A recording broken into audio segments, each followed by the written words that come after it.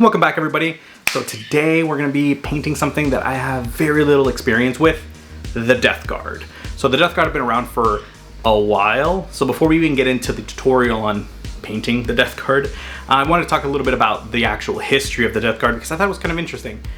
So let's go back in time and talk about where it actually came from. The Deathguard have been around for, like I said, a really long time. They first were mentioned or were talked about in this edition of Rogue Trader back in 1989, the Realm of Chaos. So it was actually like 2 books, and each one kind of highlighted 2 of each of the 4 Chaos gods of Nurgle, Plague Marines, and then all of that stuff. And down below is where we see a few models in the Chaos Renegade Heavy Weapons models. Now they aren't Nurgle specific-ish. There are some that have Nurgle-esque. So this was in 89. And then moving forward in time just a smidge, we go to 1994. And look at these boys. This is cute. Like, if anybody has them or has some, please send me a message or email me. Now we fast forward just only 3 years later. In 1997, we got the first plastic kit for them. And honestly, here I think is when we really start to see the evolution of the Plague Marines, or just like the Deathguard in general. Here they look a little bit bloated. They have the hooked feet. Like they definitely give off more of that Nurgle vibe that they did prior to this. They also look a little piggy, which are kind of cute. I think it's because they're bloated. They look little round like little piggies with shanks. All right, and now we speed on into the 2000s.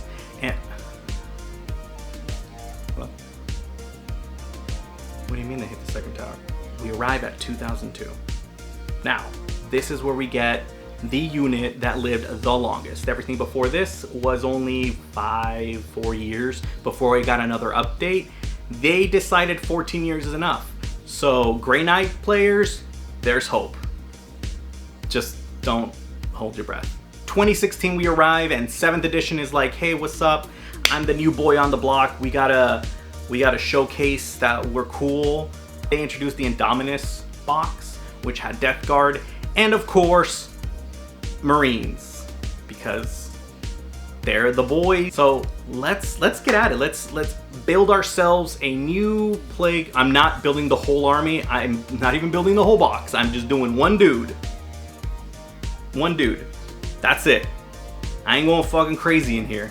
So let's get into the video. Logo pop up.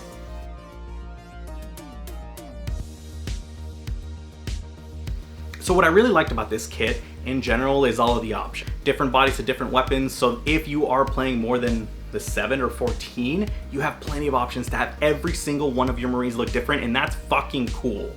On to the painting. So prime the whole thing black, and then I'm gonna do a dark yellow green.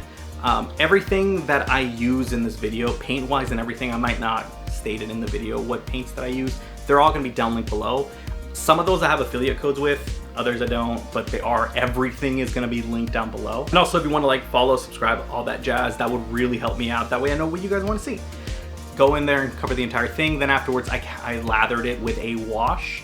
It could be any wash in reality. I just wanted a darker wash because I did want to darken the dark yellow green. Even though it's dark yellow green, it's not dark enough for what I wanted it to be dark as. So I had to darken it. That's a lot of dark.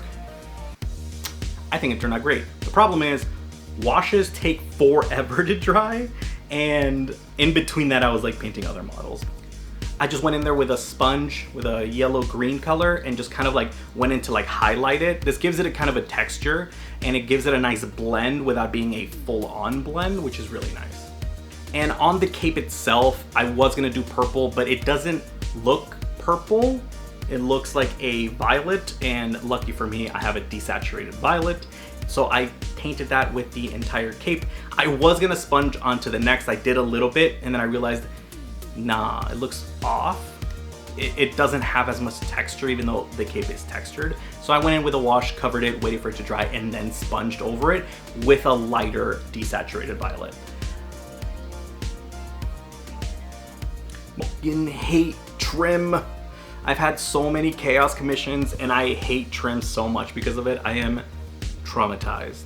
But if you need a commission done, you can email me. I didn't realize how small the trim was until I actually started painting the trim. I was like, oh, it's like the collar, a little bit on the chest. Wow, all right, cool. This was like the fastest way. And then with a dark silver color, I went in on the other sections that need metal, like the chains on the back and some of the other smaller details. But here we land on the biggest annoyance of this model for two reasons. One was this. I painted it pink, the little tube thing that's attached from his mouth to his stomach. I added it pink, and then I thought, okay, I could do pink, then add a speed paint over it, and I can do a little bit of dry brushing and we're good. Because I wanted to have that transition, but I did want it to be a very different color. That way it has a nice look to it. That did not work. I hated it. I did one pass over with the pink and thought, this is disgusting, we need to change it. So I painted it all pink, and then I started adding a wash. I hated that too. I thought, what is going on? Why does this look so disgusting? And not in like the cool way, the way that Deathguard is supposed to be, but just like not cool. It just looked ugly. So I added the wash, and then I decided, wait, I have one other wash that I've never used before. Fuck it, let's see if it works. So I grabbed it. It was this Pro Acryl Magenta Wash that I bought like months ago when their set came out or whatever. And I added it, mixed it with the brown because it was still wet wash on it, mixed it, and I was like, this actually looks fucking okay. It was fine. It wasn't anything spectacular. It wasn't something super cool, but it looked fine, and I was irritated. I said, I'm fucking done. This is working. I'll wait till it dries and see what I need to do from there. And then I forgot. But luckily, it looked good, so we're solid. So we go on to the bones. The bones that he has in his tummy, which also a weird Deathguard thing, but we're not getting into that because they look cool, so I don't give a fuck. And then the bones or the spikes that he has on his shoulder, and then the one on the back. So I painted it with this beige color and then added a wash and then dry brushed. And then went back in with a mixture of dark ivory and the beige, and then just kind of add more highlights just so that it has a nice transition from, especially on the knee and on the back, because those are kind of like coming out of him, but they look like faces. So I thought, oh, let's do a little transition from the green into that. I thought that'd be kind of neat. So that's what we did. So now we get to the plasma gun, which I was really excited for because I love painting plasma. Usually what I do is I'll dry brush the darkest version of the color. So for this one it was red, so I dry brushed a really dark red. Usually I use the back of my hand. I think I still have a little bit of paint from when I was doing that, but not most of it. So I use the back of my hand as like a dry palette because like the cracks in between have like a good indicator. If it goes all the way into the crack, then it's obviously you have too much paint. But you can see once it's very lightly covering and lightly painting over your skin, that means you're good. So I go in, do the blah blah blah on my hand, and then I hit, since the gun, yeah, and it was over here, the light was obviously going to be hitting it on the side and on the shoulder. So I made sure to dry brush that, as well as the surrounding area from the weapon. Then I went in with a lighter red, went in a little bit closer, not so much, because I wanted the darker to go outward because of the way that light travels. And covered it with a white paint. I think I used an ink, so white ink. Used one of those to go in and very lightly make sure you don't overpaint. That way you don't have to go back and you're gonna paint too much. So very carefully, just paint into the section that's a plasma. Then I went with my fluorescent paints. For this one I did use Pro Acryl's fluorescent paints because I really like their consistency. A lot of other fluorescent paints are like very watery or very thin. So they kind of go all over the place and they go into crevices that I don't want them. The Pro Acryl ones don't do that. They act like normal paints, so you can paint over into the section. So when I did that, I made sure to leave a little bit of white on the outside of the gun, like near the base of the gun plasma. So the top was red, the bottom had a white line. Then I went with the orange one and kind of like blended it into that white section. So that way that looks even brighter than the rest. So that way it gives off that this is stronger than the other. Some people do a little line of white, which is perfectly fine. Colombians.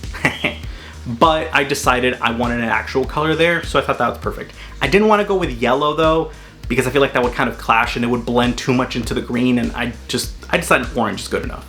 So I didn't want to work on the basing for this video because I wanted to keep it at a reasonable length. No idea how long this video is. I don't know how to do that stuff yet. So I just painted the base black just so that there was a break, because I did like airbrush and got paint on the base, and I like when there's a distinction between the model and the base. That way the model looks a little bit more.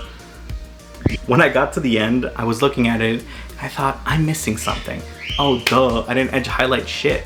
So I went in with the, I think it's bright yellow green, and just hit a little bit of few areas just to kind of highlight and make it pop a little bit more, just kind of like differentiate from the rest of the model. And it turned out pretty good. I actually really, I was very unsure about those paints at the beginning. I'm like, I feel like that's gonna be as close as we get, and it worked. They looked amazing. So here is our finished Deathguard.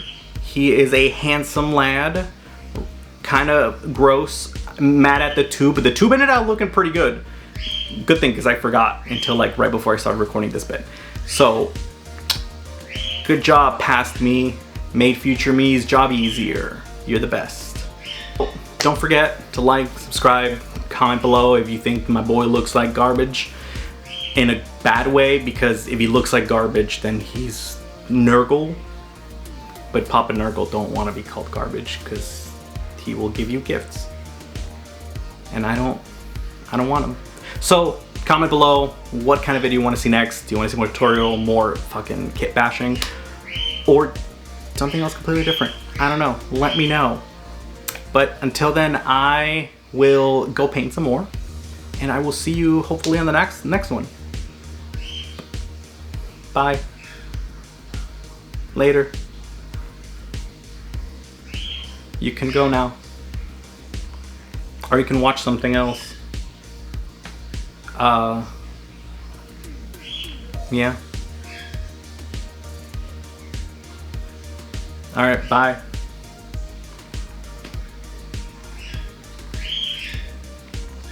Cool, bye.